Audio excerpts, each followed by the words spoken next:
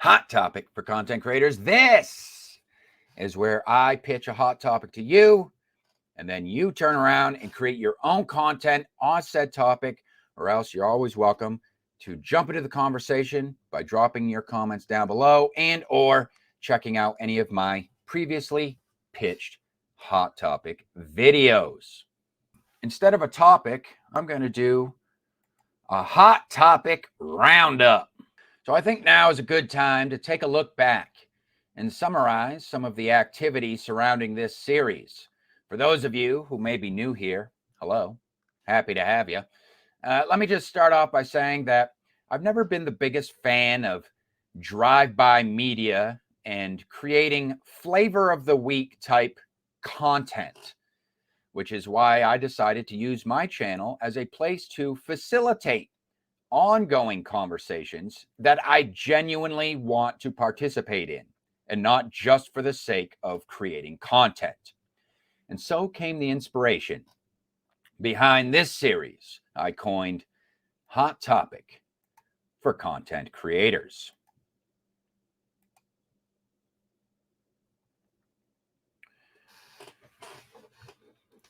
So Hot Topic for Content Creators.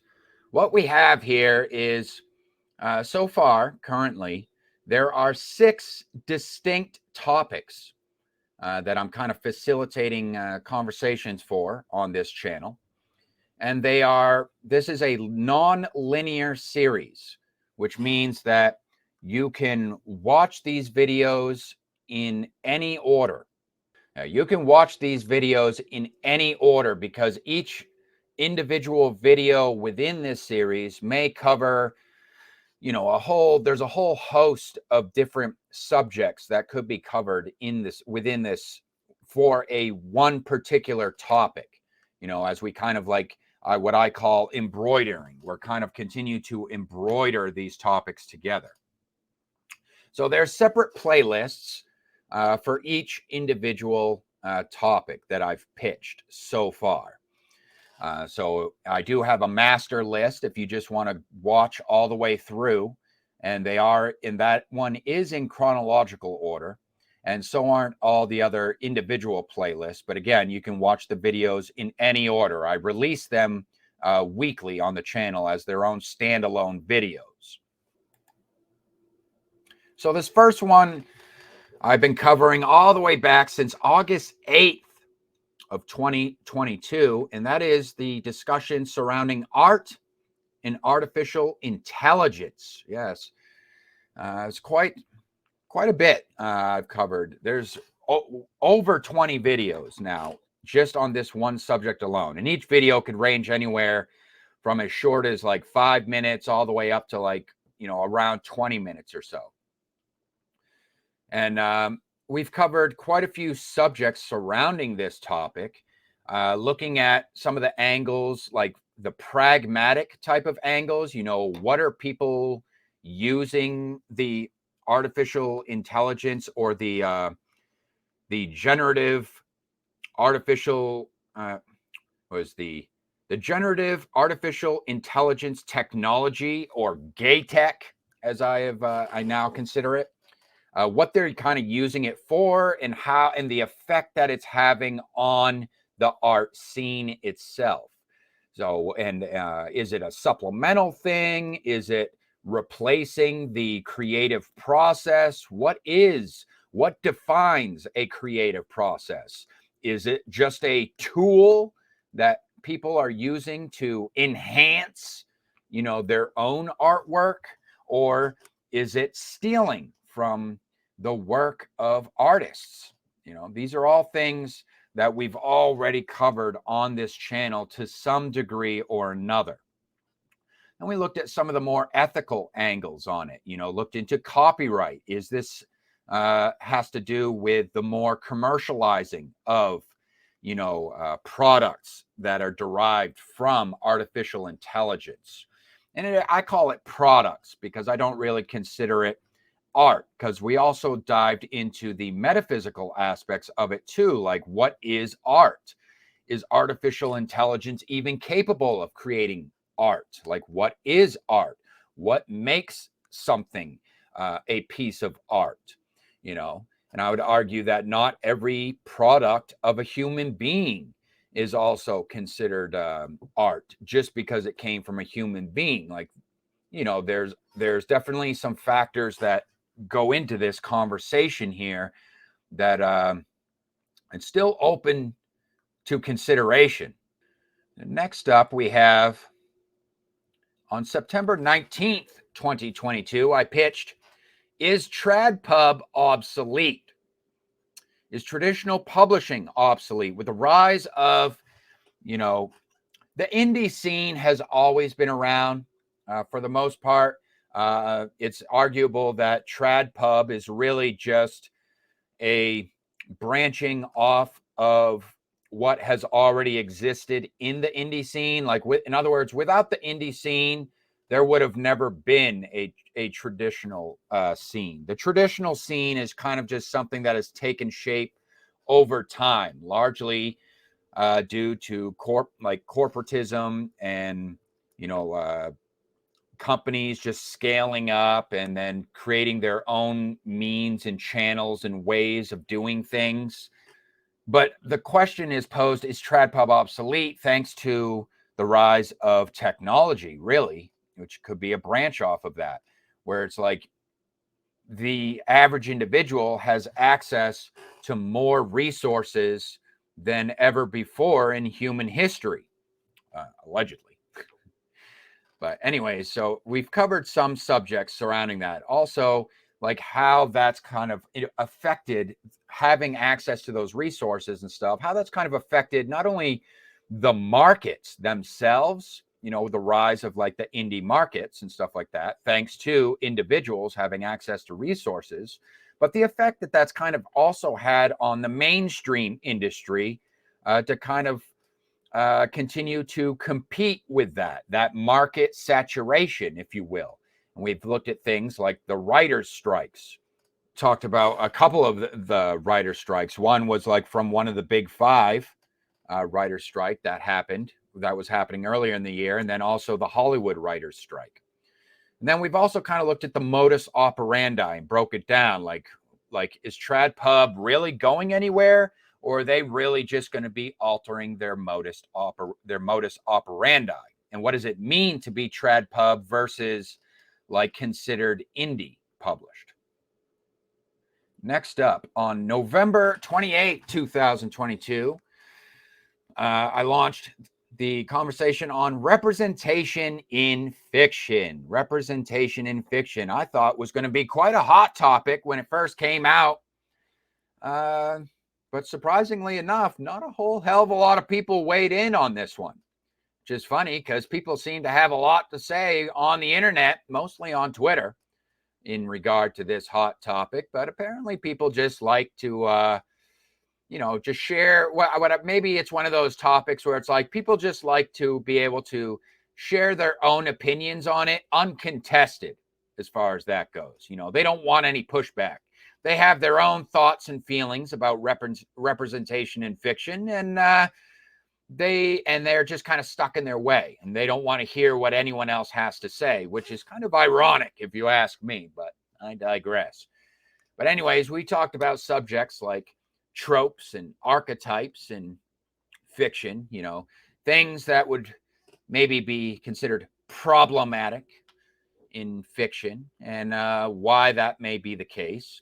And whether or not it even matters, if that's even a real thing, if being problematic in fiction is just a figment of people's imagination. I mean, we are talking about fiction at the end of the day here, which then begs the question, do we need sensitivity readers? I do recall reading a pretty spicy article on that subject. That was pretty fun. A fun shit show. But yeah, I would like to see more people jump in on this one because I really think there's a lot of uncharted territory that we could take this topic. All right, moving right along here. On December 19th, 2022, I pitched Indie Author Folly. Yes, Indie Author Folly. This is where we talk about we call out, we use this as an open forum, an opportunity. I pitch this as an opportunity for you guys and myself as well to call out the business practices, marketing strategies, and public relations that we've observed within the indie scene that have made us cringe. Yes, it's a fun one. I have had some fun with this, and I've had some kind of serious conversations on this one as well, or discussions or tirades, if you will, on this one. And then some not so serious ones where I was just kind of having some fun with it. So it's not all about just business. And like I say, cringy. That's why I say it's cringy. It's not about, anything necessarily that's like illegal or anything like that. It's just that stuff that may be considered, uncouth, if you will. Stuff that makes you say, huh, And again, it's not something that I'm using as an excuse to like bludgeon people and call out names. I actually would prefer people refrain from naming names and just use this as like an opportunity for, a learning experience, if you will, because as an individualist myself, like I believe that basically everybody, granted medical issues, everybody has, the opportunity to change their behavior if they, if they are, kind of given the room to grow and the opportunity that will give them the opportunity to do so, All right, moving right along. May 15th, 2023, merit versus market. So this is another topic where we're kind of like looking at that age-old question of do we live in a meritocracy? Kind of diving into that a little bit. Do we actually exist in a meritocracy, or is everything just boiled down to good advertising and marketing? Okay. We've also talked about what is the underground, like in relation to the market. Like, is there really a difference between what's mainstream and what is underground? Or will there come a time where, the underground, the cream will rise to the top and kind of be seen as kind of mainstream in that way? We've also talked about the formations of groups, cliques, cults, and cabals, if you will, within the underground scene. And then which kind of brought up the subject of authenticity. Why are people getting involved? Why are people involved in the indie scene? Is it for the merit of the work itself, or is it kind of like a buddy club, a friend group or something like that, where it's just like you just kind of forming groups to kind of give each other a pat on the back, and it's not so much about appreciating the work itself. So quite a spicy topic. That's a hot topic indeed. And then finally, my latest hot topic pitch was September 4th, 2023. I pitched the topic, why people read, ... More of a lighthearted one, but I have made it, I have already had a couple of spicy subjects on this one, I will say, but a little bit more fun. I wanted to kind of create one topic that was kind of more of, could get into more of like surrounding that work itself, more conversations surrounding the work itself. So there's a lot of different directions that you could take this topic and a lot of different subjects that you could cover. For instance, some of the subjects I've already covered on this one, and I would be willing to, revisit in more detail or whatever, depending on, what kind of angle or perspective you add to the conversation. Is we've talked about, why people read ... And then it's why people read, for instance, like genre fiction, why people read literary fiction, why people read for escapism, voyeurism, You know, why people read ebooks versus physical books, yada, yada, yada, you know, that type of stuff.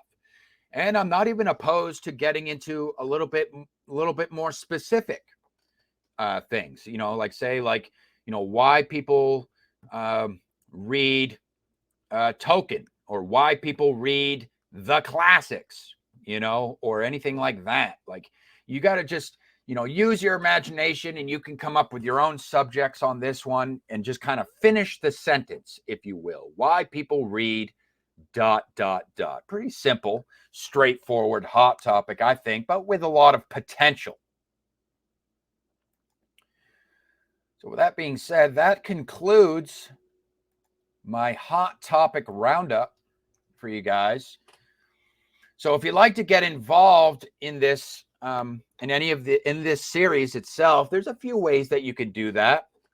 The easiest way is just checking out any of my hot topic videos. Like I said, again, you can watch them in any order, and just drop some comments in the comments section. And I may either address you directly in the comments section, and we can kind of have a back and forth. Because like I said, this isn't stuff. These aren't videos that I'm just putting out there willy-nilly just to create content. You know what I mean? Like, these are conversations that I am genuinely, personally interested in having. Okay. So what I'm saying to you is, if you leave me comments, plus my channel is still small enough that, like, if you leave me comments, then it's pretty much guaranteed that you're going to get a response in some shape, fashion, or form. So whether I'm going to respond to you directly in the comment section, or I may respond to your comment in a future video. Another way is kind of like, I come from the old school. I appreciate the old school format of YouTube and kind of being like video pen pals, if you will. So you can create your own videos on any of these topics and come up with your own subjects surrounding these topics and create your own content. Like I said, create your own content. It could be scripted, it could be free flow off the top of your dome, whatever you want to do. If you're comfortable just turning on the camera and just talking to a camera and just spilling your guts and then edit it after the fact, you know, then I could actually react. I may react to your video, you know, in a future video, and we could kind of do a back and forth that way. You know, I think that that would be interesting. So, you know, there's some ways, and you could come up with your own methods as well. Like I said, so it doesn't just have to be on my channel, like in my comment section. In other words, like, you could take this as an opportunity and run with it. Take the idea and run with it on your own channel, and create content on and post content on your own channel. But like I said, and if you tag me, if you just so happen to tag me in your video, like say I'm not following you, I don't know of your channel, you know, then what you can do is you can tag my channel in the description section of your video, and then I'll be notified by YouTube that it exists, and then I can watch it, and then I may respond to it in a later video, or just, you know, respond to it in the comment section on your video, or both.